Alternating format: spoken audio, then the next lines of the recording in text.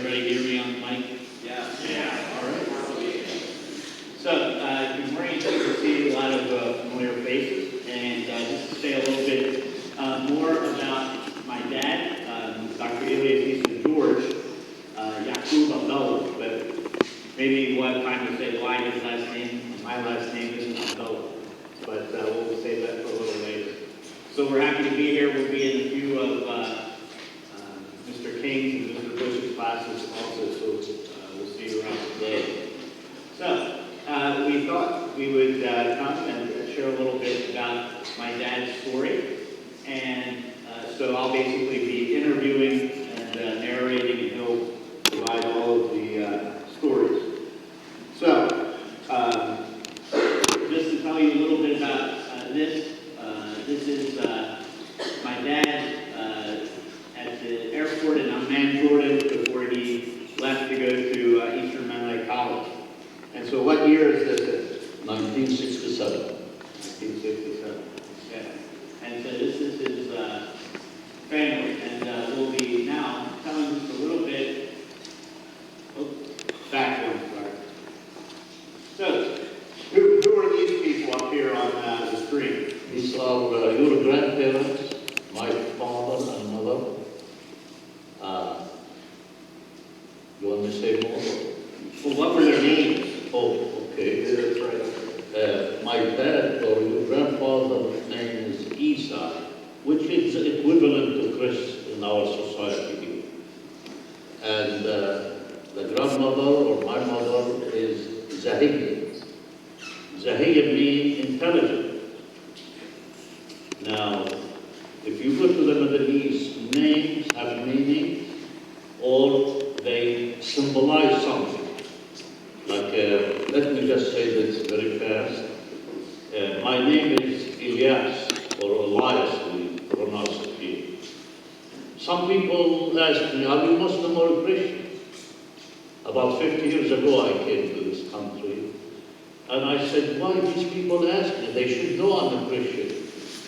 Your name indicates your faith. In the United States, we have names. Some of us, we know why we have this name. Some people don't. Their parents gave it. But if you go to the Middle East, if you ask somebody, what's your name? And he said, Muhammad, Ali, Mustafa, Hassan, Hussein, automatically, you know they are Muslims. But Elias or Elias, Peter, Paul, they use the Greek form. You hear Butros, Bulus, Mecca, Matthew. And if you go to the Middle East, you could tell the Jewish names too. So, because of these three religions that started in the Middle East or in that part of the world, so they cannot unique, each group unique, they use names that fit the background of the Bible. And so you would have been raised in the Greek Orthodox Church like most Palestinian Christians. That's correct. All right, well, let's go to the next here.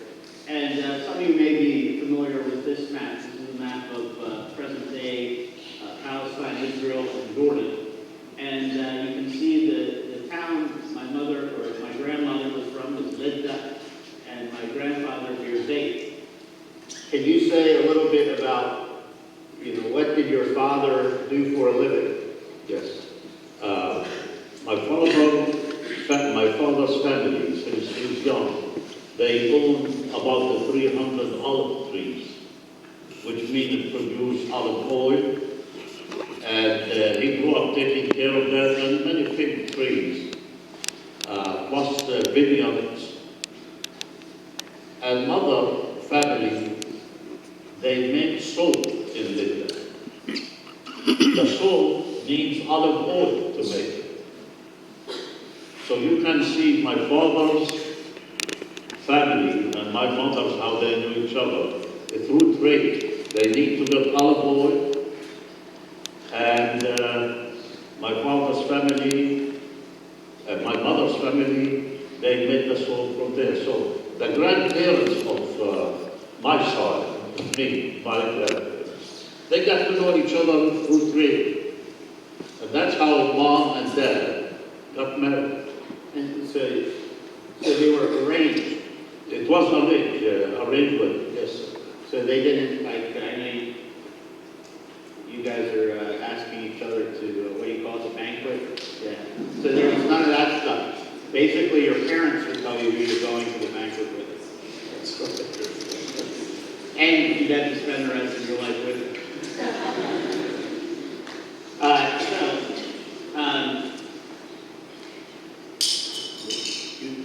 So your grandfather and grandmother, or your father and mother, were both illiterate, right? Mother, my dad maybe finished grade 4 or 5. Okay. And what did he do as he was, for a living? At that time, it was the kind of farmers, you want to call it farming. It doesn't take all time. So my dad learned to be a stone cutter. In the Middle East, they build the walls from stones, but you have to cut them. So he has the equipment thing. He learned to be a good one. And also a builder. He was able to build. So he told me one time, maybe he started when he was 14, 15, to do stone cutting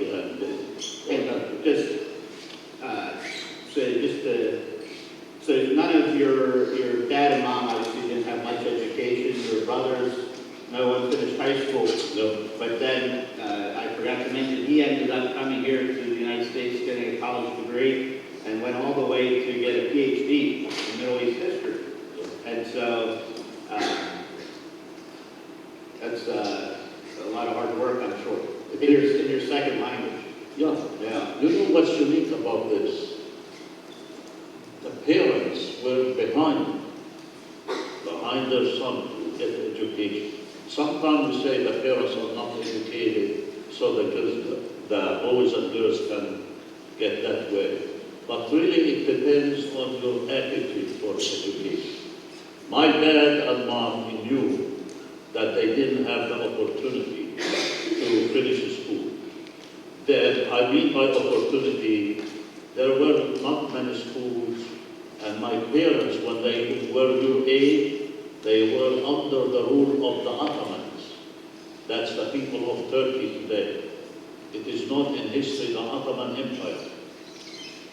Both parents were born in 1900 AD. So the Ottomans ruled the Middle East from, say, 1500 till the end of World War I. That was 1921. The war ended in 1919, but they finished the treaties and this and that, the Ottoman finally were defeated, and then the Middle East were on their own for a while, then the British and the French. We can talk about this in class. All right. So we wanted to read to you a Bible verse that is from Linda. So that's the town my dad was born in. And so you can read Acts 9:32-35. You can read it in English. He's going to read it in Arabic. So this should be a familiar story. وبينما كان بطرس يتنقل من مكان إلى مكان بين الساكنين في مدينة الليل، ووجد هناك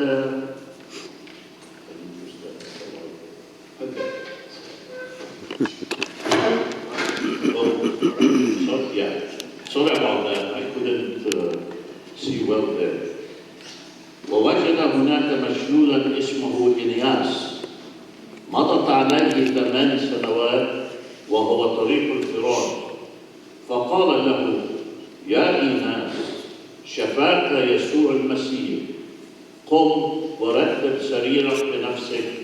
فقام في الحال ورآه سكان جدة وشرون جميعا فرجعوا إلى الله.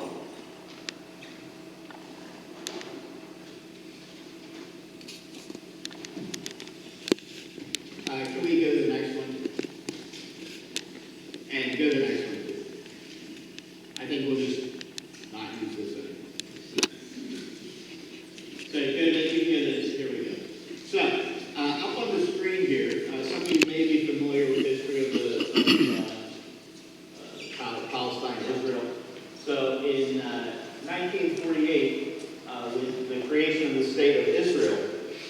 my father's family lived in Libya. And so in that area, basically most of the Arabs were forced to flee their home.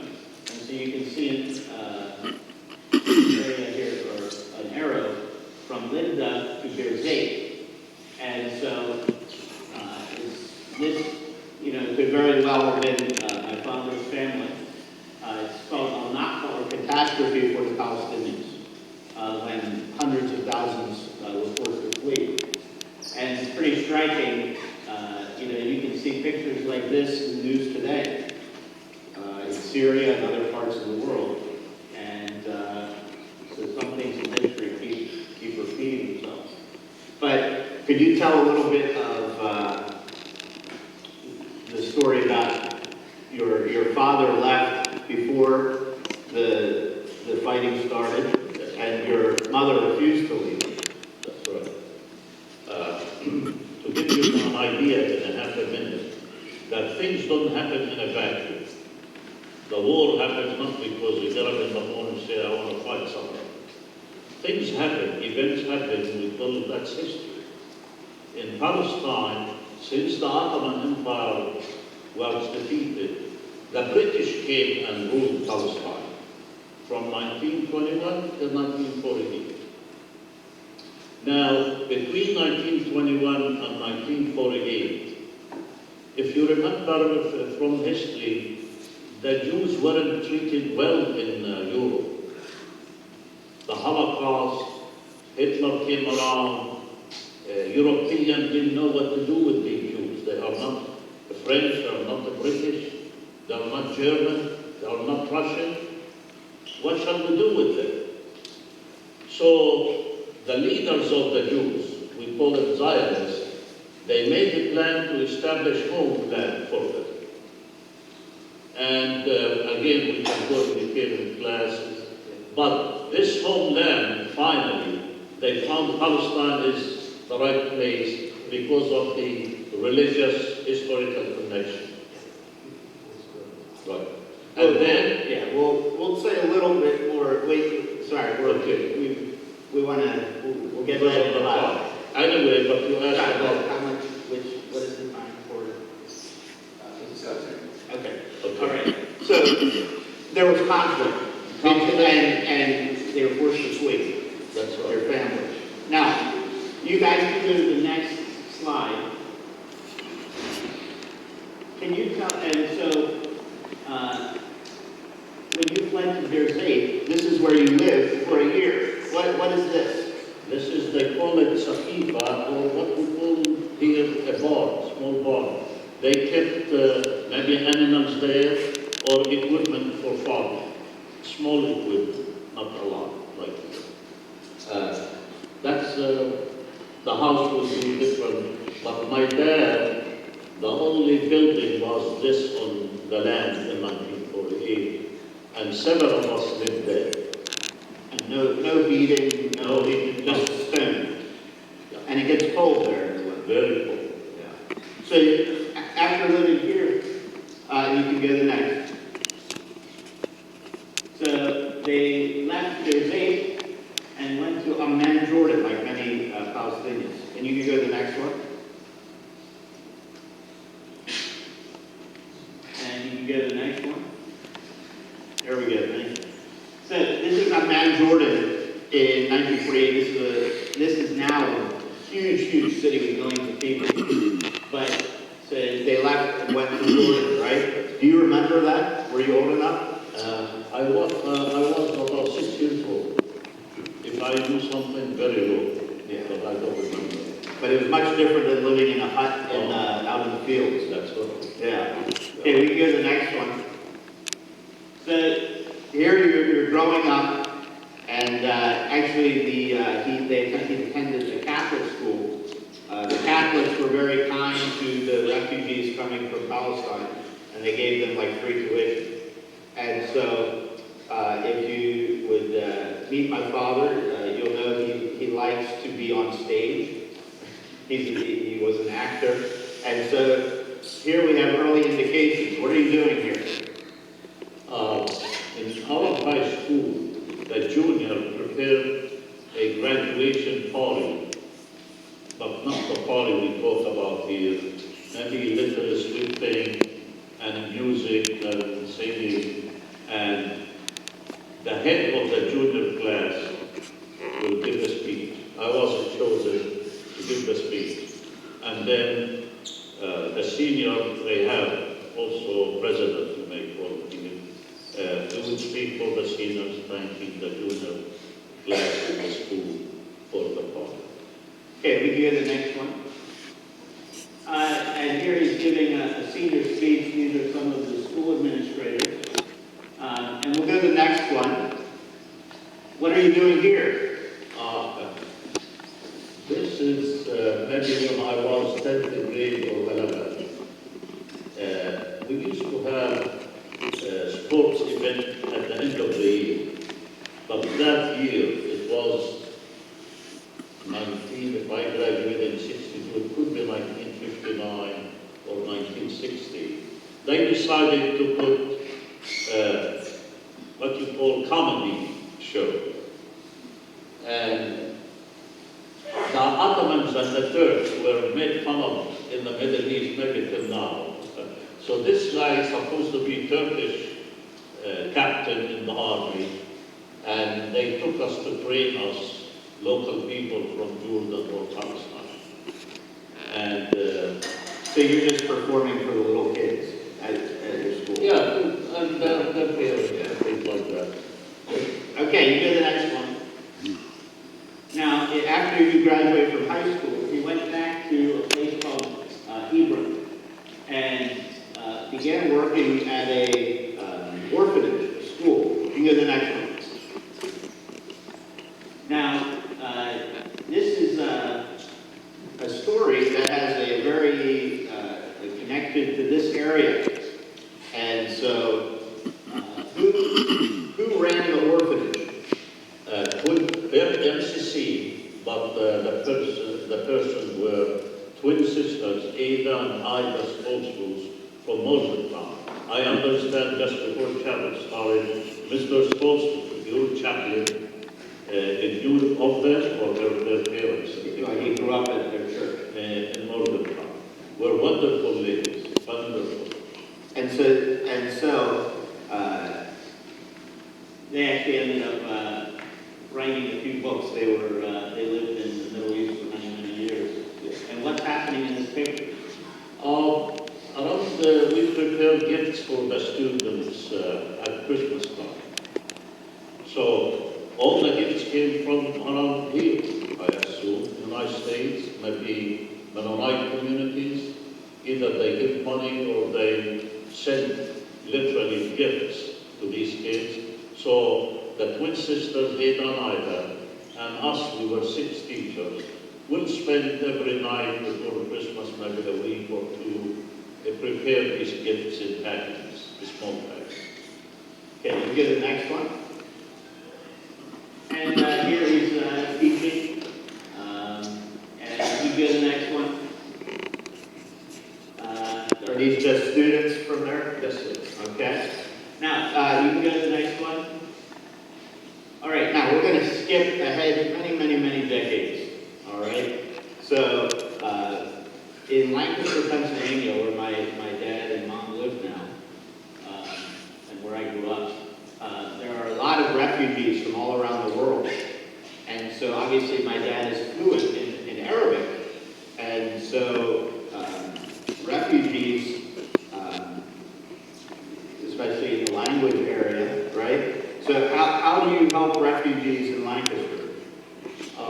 In 2 ways, but the personal one I'm involved is if they need somebody firstly, they go to doctors, they go to the church that adopted Mennonite churches mainly in the area of Lancaster. They could adopt them for 6 months, a year, 2 years. Some people continue longer than that. It grew church world service. So the church world service called me, or people of the members of the church that adopted Syrians or Iraqis. Sometimes they take also Egyptians. So these people, the Iraqis, the Syrians, the Jordanians, the Egyptians, all speak Arabic. It's the same language. Maybe from country to another country, the dialect varies a little bit. What are the challenges that they face besides language? It's they don't know the culture, the big differences in culture between the Middle East and the United States. I myself went through that. Maybe some of you went through that if you came from another country. It's how you think about things. For example, time is very important for us in the United States. When you have an appointment at 9 o'clock, even they tell them, show up 15 minutes early. But most of them at the beginning, they don't control the transportation. Somebody has to pick them up. Sometimes I take people, sometimes I want to meet with them before the appointment. It's hard. This is just one example. Also, the food. They struggle with eating American meals, so they want to make their own food. And guess what? We found out personally, I found out Allentown is not far from here. They have a 3 Middle East stores, and you can get the vegetables, the fruits you want. They can come from Latin America and other places. So I tell these refugees, and one time or more than one time, I took the refugees to do shopping there or some shop. Yeah. And also, people are refugees for a reason. So they're fleeing war, and they might have literally had to leave their house in a minute. And so they did not plan to be away from their home. They might not have documents. They might not have a lot of things. And so that many of them are also dealing with trauma and need counseling and things like that. So you've also worked with young people and families in counseling, right? Yes, and a lot of young people who come from Middle East, the minute the students know they are Arabs or Iraqis or Syrians, always in every school, I'm not sure how Christopher got, but there are kids who love to be bullies, and they pick always on the weak. The kids, if they don't know English, they call them names and this and that. Even it goes for physically push them. So I get called many times to go to school so to understand what happened between this student and the other student. So sometimes they have counselors there. Some counselors do a good job. So I go there to translate. Either the parents will be called in to see what happened. And they have a program. Year after year, the schools are able really to handle these situations better and better in that case. All right, so we obviously ran out of time. We have a lot more things we can share, and hopefully in the classes we can say a little bit more. We'll also be here at lunch if you want to say hello. We'll close off. We'll pray. I'll pray in Arabic or in English, and he'll translate it into Arabic. Okay? Okay, ready? All right. Dear God, thank you for today. شكرا يا رب إلى هذا اليوم. Thank you for all of the students and teachers at this school. نشكرك يا رب للتلاميذ والمعلمين في هذه المدرسة. Thank you for the ability to learn about the world around us. نشكرك يا رب إنك تعطينا الفرصة نتعلم عن العالم اللي حوالينا. And help us to show Christ's love to all. أن نسألك أنك تساعدنا نوجه هذول بالمحبة والمساعدة. Amen. Amen. آمين.